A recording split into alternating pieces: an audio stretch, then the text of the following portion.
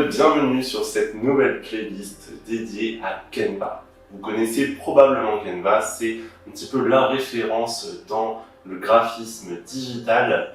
Alors, on va dire graphisme, il y en a qui vont dire bah non, c'est la suite Adobe, etc. Alors oui, grosso modo, quand on est graphiste, on se sert un peu moins de Canva forcément. Mais alors pour la personne, on veut dire lambda, qui a envie de faire des designs sur les réseaux sociaux, qui a envie de se dépatouiller comme elle peut, ben franchement Canva c'est très complet, et que ça soit en formule gratuite ou en formule pro. J'ai la formule pro, je vais pouvoir vous montrer quelques petites choses avec, mais ne vous inquiétez pas, si vous n'avez pas envie de débourser d'argent, vous allez pouvoir faire pas mal de choses avec la version gratuite. Mais la version pro, elle est à moins de 10 € par mois, et franchement ça se rentabilise très rapidement, parce qu'on peut faire vraiment pas mal de choses. Bon allez, place au tuto. On se retrouve directement sur Canva, donc l'URL www.canva.com, et vous retrouvez sur une interface où il y a une possibilité monstrueuse de faire différents formats, de faire différentes choses, et en partie gratuitement, et ça c'est vraiment super. Par exemple, vous pouvez créer un doc, un petit peu comme sur Google Doc ou sur LibreOffice, par exemple, et c'est gratuit et en ligne. Donc ça veut dire que vous n'êtes pas obligé d'enregistrer votre travail parce qu'il se fait tout seul. Parce que c'est assez frustrant, je sais pas si ça vous est déjà arrivé, mais vous êtes sur LibreOffice et d'un coup, vous avez oublié d'enregistrer, et bah, des fois, vous pouvez récupérer vos trucs avec des sauvegardes locales qui se sont mis en arrière-plan, et des fois, vous avez juste perdu des heures de travail. Et ça, c'est assez frustrant. Donc là, tout est en ligne, donc ça s'enregistre automatiquement et c'est pas négligeable. Vous pouvez faire des cartes mentales aussi avec le tableau blanc en ligne, juste pour idéaliser un petit peu vos pensées. Vous pouvez les écrire, vous pouvez faire un petit peu de dessin. Ça peut être pas mal pour ceux qui ont de la mémoire visuelle, qui ont besoin de schématiser. Et ensuite, vous avez une multitude de formats. Moi, j'ai connu Canva en créant un CV. C'était il y a 4 ans, je pense, maintenant, 4-5 ans. En fait, c'était trop bien. On va, par exemple, cliquer sur CV et vous allez voir qu'il y a pas mal de templates. Les templates, en fait, c'est tout simplement des choses qui sont déjà créées avec des choses totalement fictives dessus. Donc, par exemple, on clique sur le deuxième, là, qui est gratuit. D'ailleurs, pour voir la différence, là, quand il y a une petite couronne, c'est la version pro. Je rappelle, c'est moins de 10 € par mois, donc ça peut être bien bénéfique et vous allez comprendre pourquoi par la suite. Mais partez pas si vous voulez rien dépenser, il n'y a pas de souci. Alors là, par exemple, on se retrouve, on a un CV qui est déjà bien dispositionné et on peut tout changer. Par exemple, là, la bande de couleur un petit peu sombre, si je veux, je la mets en dégradé. Est-ce que c'est beau? Là, non, mais je peux le faire. Je peux mettre en gris, je peux mettre en bleu, je peux mettre en tout ce que je veux, parce qu'on a toutes les couleurs là, avec un code hexadécimal. Il faut savoir que chaque couleur a un code hexadécimal. Par exemple, je veux mettre en bleu, et je connais, il y a un bleu que j'aime bien, c'est cette couleur. Bah voilà, j'ai juste à mettre ce code hexadécimal, et comme ça je l'ai ici. Sinon, je peux faire le choix de couleur par rapport à la photo. Donc là, la photo de la dame, bah, il y a du gris dessus, du gris un peu plus foncé, du noir, un peu de marron, et puis un peu de beige sombre. Voilà. Et bah, je peux faire des couleurs relatives comme ça. Bon, moi, je fais CTRL-Z là, retour en arrière, pour avoir la couleur. Et sinon, je peux aller sur ces petites flèches pour répéter, donc revenir en avant. Donc on fait CTRL-MAJ-Z, et là, ça me remet une beige. Et si je fais CTRL-Z, ça m'envoie en arrière. Et sinon, je clique tout simplement sur les petites flèches. Voilà. Donc là, on va voir vraiment les bases de Canva, les bases des petits raccourcis à connaître. Et puis, en fonction de vos questions, en fonction de vos suggestions, eh bien, on verra pour faire d'autres vidéos pour aller un peu plus loin à chaque fois. Mais là, pour l'instant, on est sur les bases. Alors, on peut voir qu'il y a de la graisse sur la police. La graisse, en fait, le texte est un peu plus large, voilà, en gras, tout simplement. Donc là, par exemple, Mariana, vous pouvez voir qu'il y a le gras, le B. En fait, pourquoi gras, c'est pas un G? Tout simplement parce que ça vient de l'anglais bold, B-O-L-D, et donc ils ont mis un B. Mais on peut changer la typo ici, voilà, la police, il y en a plein. Vous pouvez voir qu'il y a pas mal de couronnes partout parce qu'effectivement, il faut bien qu'ils gagnent leur vie, Canva, ils peuvent pas donner ça à tout le monde libre d'accès, et donc il y a pas mal de choses qui sont accessibles en payant. Mais vous pouvez quand même vraiment faire des choses très stylées juste avec la version gratuite. Alors, par exemple, j'ai changé, et là si je veux enlever le gras, hop, j'enlève le gras, et là c'est plus en gras. et je peux sélectionner tout le texte d'un coup, mettre en gras, changer la taille, je peux étirer ma sélection, que ça soit sur la même ligne. Enfin, voilà, il y a quand même pas mal de choses très intuitives qu'on peut retrouver sur un Google Docs, sur un LibreOffice. C'est ni plus ni moins de la mise en page de texte. Donc ça, vous devrez connaître. Voilà, on peut mettre au milieu, on peut mettre à droite, on peut faire un truc barré, un truc souligné. Et ce qui est bien aussi sur Canva, c'est qu'on peut mettre des liens.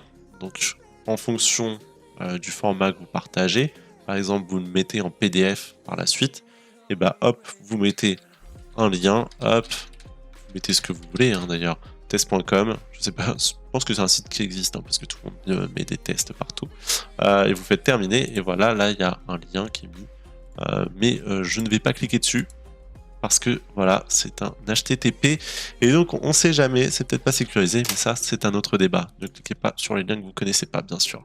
Hop, je supprime tout ça. Alors, sinon, vous avez tous les éléments graphiques hors texte. Là par exemple, une petite barre. Si vous voulez, hop, vous l'enlevez, vous la bougez, vous faites ce que vous voulez. Si vous voulez la faire pivoter, hop, vous faites pivoter, regardez. Vous faites vraiment ce que vous voulez. Les petits points, hop, on les sélectionne, on les met par là, on peut les agrandir si on veut, on peut changer de couleur avec, hop, voilà, ces couleurs-là, un rond plein ou pas, on fait un petit peu comme on veut, on groupe, on dégroupe les calques, en bref, il y a une multitude de choses à faire qui est très sympa avec Canva, mais le grand plus, c'est que c'est à la fois quelque chose pour faire vos templates, pour faire vos supports de communication, mais en même temps une bibliothèque non négligeable de ressources. Vous pouvez mettre des formes, vous pouvez mettre des illustrations, vous pouvez mettre des photos, des vidéos, des stickers. Et ça, c'est vraiment cool. Par exemple, vous allez dans cadre. Hop, vous mettez un rond. Et là, vous allez dans photo. Enfin, vous trouvez une photo. Là, par exemple, il y a un petit monsieur. Là, c'est la photo de base. Elle fait cette taille. On peut la rogner si on veut. C'est déjà cool à savoir. Mais là, je veux la mettre dans le rond. En fait, je veux que ça fasse comme en haut à gauche, la petite dame qui est dans le rond. Et ben, je prends la photo et je la mets par devant. Et là, tout simplement, la tête est dedans. Donc voilà, si je ressemble à ça, et bah voilà, j'ai plus qu'à mettre ça là. Bien sûr, pour faire un truc un peu plus propre, on peut enlever l'image totalement. Ah, vous voyez qu'il y avait un cadre avant, donc si je veux, je peux mettre n'importe quelle photo, hop, dedans. Mais sinon, voilà, on a tendance quand même à, il faut enlever les trucs avant pour pas se perdre, et ça va faire plus professionnel. Si par la suite, les gens peuvent analyser vraiment les fichiers, il vaut mieux faire un truc propre, donc pas superposer les éléments. Donc voilà, on a mis une photo, tout simplement, dans un cadre rond. Ensuite, je vais pouvoir vous montrer la partie graphique. Si vous avez envie de faire des graphiques, vous êtes dans l'économie ou quoi que ce soit, et ben Canva offre cette possibilité-là.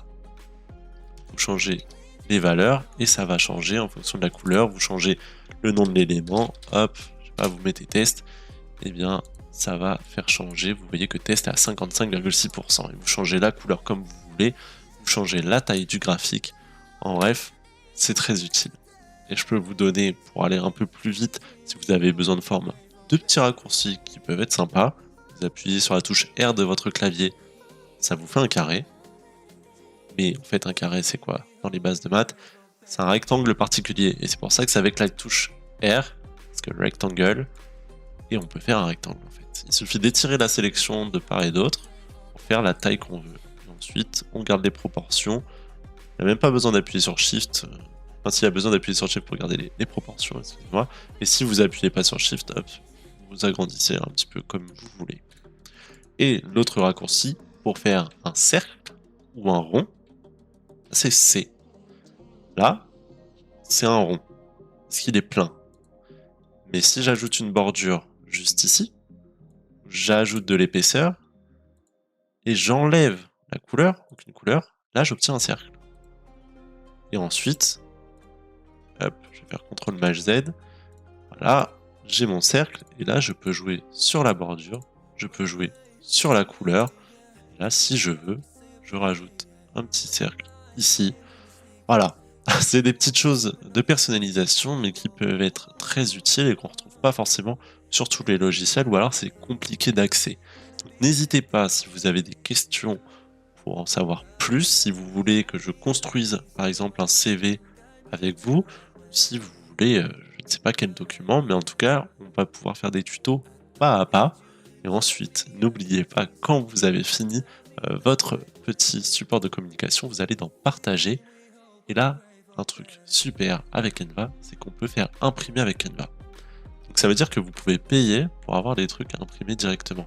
C'est pas forcément les tarifs les plus avantageux, encore que ça dépend des supports que vous créez.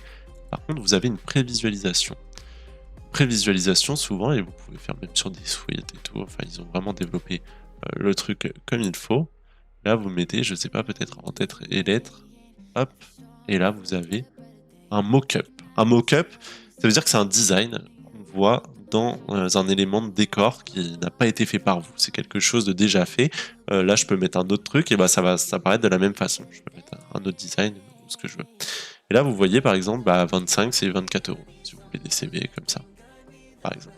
Mais on peut aller plus loin que ça en créant des cartes de visite. Enfin, bref, on peut créer plein de choses.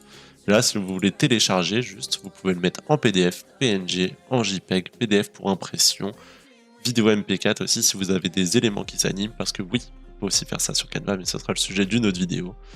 Mais grosso modo, pour les CV, c'est généralement en PDF standard, vous téléchargez, hop, ça vous affiche le petit aperçu, hop, vous l'avez. Donc ça, c'est le nom qu'il y avait de base sur le CV, mais vous pouvez bien sûr changer le nom de votre fichier ici, et quand vous allez télécharger, par exemple, là, il prendrait le nom de test. Mais là, hop, on va l'ouvrir. Mariana, hop, voilà, vous l'avez en grand, en propre, et voilà, en 1 heure, même pas, votre CV, il est fait, vous pouvez l'envoyer au recruteur, donc c'est super efficace. Bon allez, je vous dis à très bientôt dans un prochain tuto, n'hésitez pas à vous abonner pour être à l'affût sur les prochaines vidéos, et à me faire vos recommandations, me dire ce que vous en avez pensé dans les commentaires. Moi je vous dis à très bientôt.